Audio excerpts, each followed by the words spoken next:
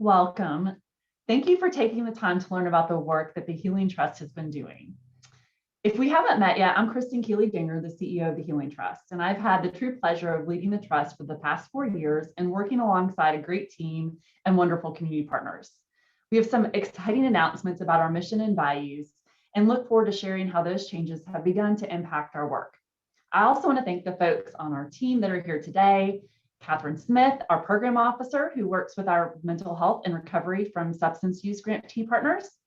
Sam Jackson, who works with our physical health grantee partners and is managing and creating our participatory grant making program.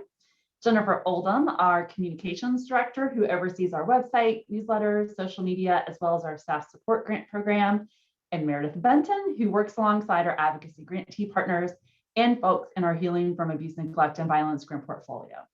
All of us are available to you, and we are grateful to you for your work supporting the health and well-being of our community. We acknowledge what a tough year that it's been for everyone, but particularly for those called to act in times of greatest need.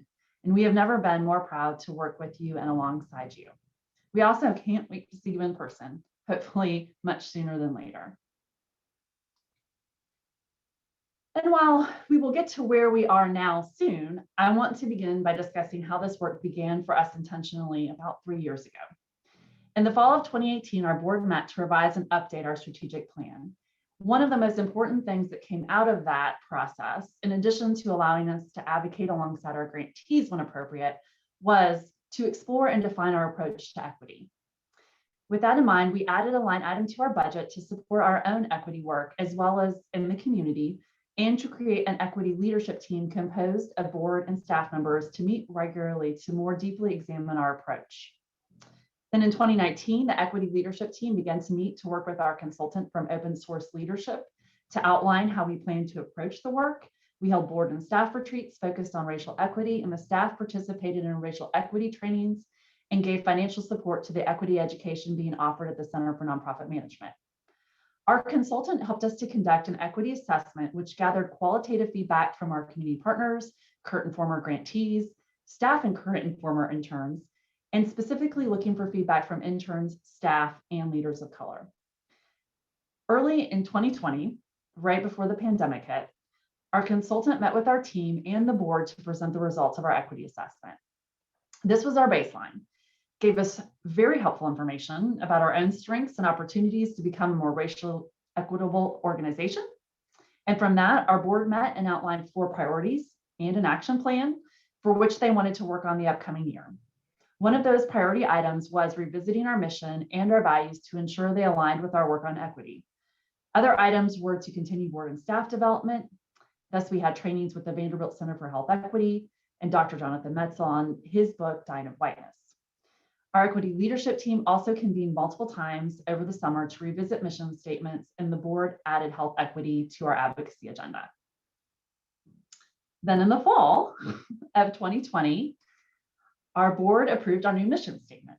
So we are pleased to share with you our new mission, which is to support and partner with communities to advance racial equity and eliminate health disparities through advocacy and strategic investments. We know that if we want to truly work to eliminate health disparities, that we must also address racial equity. That being said, we feel that it is important to define what we mean by racial equity. And in this case, we are defining racial equity as the condition that would be achieved if one's racial identity no longer predicted in a statistical sense how one fares. This definition comes from the Center for Assessment and Policy Development. I know many of you are on the front lines witnessing how COVID-19 is impacting our communities of color. And from looking at the data that shows us this, as well as how infant mortality, maternal health, healthcare access, and other issues that affect health are disproportionately affecting communities of color, we must commit to addressing the racial equities that exist. Now, we also recognize that while statements can be powerful, they can be meaningless when they are not backed up by actions. Catherine will outline our new values that will guide our decision-making moving forward. And with that, I turn it over to Catherine. Thanks, Catherine. Thanks, Kristen. So here's our new 7 core values, some of which we're carrying forward and some of which are brand new to us. I want to speak to 3 of the values, specifically anti-racism. We believe that it is our collective responsibility to dismantle institutional and systematic racism. Community voice. We value the voice and expertise of local communities and prioritize solutions from within them. And systems approach. We support long-term solutions that fix broken systems, as well as initiatives to address immediate needs. You'll be able to see all of these values listed out in future communications, but I wanted to make sure to draw attention to those specifically. So we'll be using these values in a lot of different ways, including in our strategic planning process, which will take place this summer. As we're implementing our new strategic plan in the coming years, we'll of course use these values as well. And then when we're making decisions about grant making or programming, we will reference these values in the future. Now, Sam will take us through working towards racial equity now. Thank you, Catherine. So how are we using a racial equity lens to enhance our programming and grant making? With technical assistance, we listened to our grantee partners and introduced a series of racial equity workshops covering racial equity, community engagement, and organizational and board development led by consultant Zara Bounce. We also partnered with the Maddox Foundation, forming a racial equity cohort of nonprofit leaders who are working and sharing ideas about operationalizing racial equity in their organizations. With self-care support, we launched 2 Healing for the Healer programs for Black nonprofit staff and nonprofit staff of color. We are funding self-care supports for a group of Black community-based nonprofit leaders, revised sabbatical grant funding to allow more Black nonprofit CEOs to apply. We are engaging the community through our participatory grant-making program, giving residents and community members in North Nashville and Bedford County $100,000 each to decide how to spend dollars to advance racial equity in their community. Through rapid response, we increased our rapid response budget for staff discretion, with the majority of those funds going to Black-led organizations. Grant administration changes. We have eliminated barriers to entry like intro workshops, the $35,000 budget minimum, moved to the common application, eliminated progress reports, simplified final reports so they now can be either verbal or written. We moved to general operating support funding, except for our staff support and sabbaticals. We updated our giving level so the smaller organizations could apply for increased levels of funding. The focus in our 4 areas of interest have expanded. Our Healing from Abuse, Neglect, or Violence portfolio has expanded to include community violence and trauma. Our Mental Health and Recovery from Substance Abuse portfolio now includes preventing, mitigating criminalization of mental health and/or substance abuse. The Physical Health portfolio has broadened its definition of physical health to address barriers to the health in communities of color. Now I'd like to pass it on to Meredith. Thanks, Sam. So what does this mean for our grantees going forward? For the time being, it means that we'll have more to tell you about this time next year.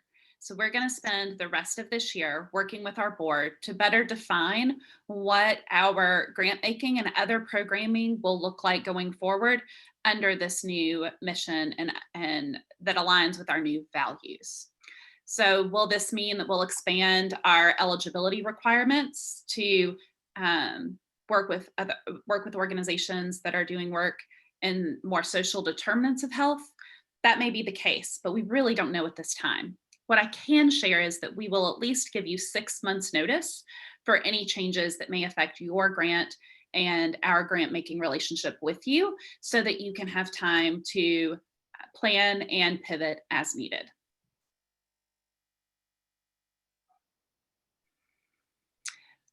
One change that we are able to make and announce today is to the multi-year advocacy grants program.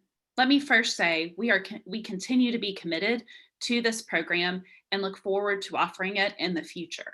However, because of this time we need with our board and staff to figure out our strategic direction under this new mission, we are going to postpone the opening of the multi-year advocacy grants until 2023.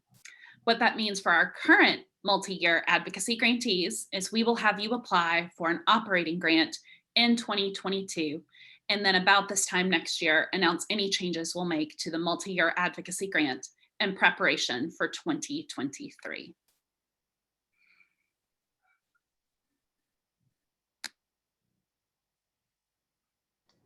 We expect that you might have questions about the information that we've shared. Join us for a live Q&A on Zoom on April 6th from 1:30 to 2:30. The registration link will be available on the same page where you found this video. Thank you so much for joining us, and we look forward to seeing you on the 6th.